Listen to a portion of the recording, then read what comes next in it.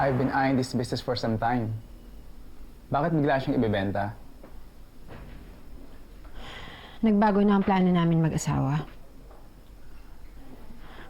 Magmamigrate na kami sa Amerika. Nabalitaan ko nangyari kay Mr. Rodriguez. Is he okay now? Yes, okay na siya ngayon. Kaso kailangan niya pang magpagaling. Kaya ako yung pinagkatiwalaan niyang ibenta yung business. Anyway, I'll send my lawyer para sa offer ko. If it's acceptable to you, mabilis nating maisasagawa ang transaksyon. That's good, Mr. Lee.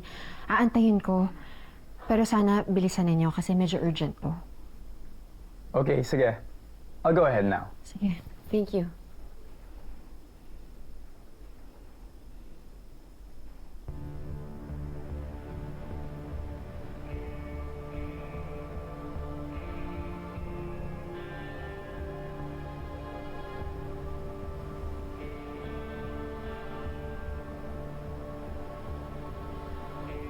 Konting panahon na lang, baby.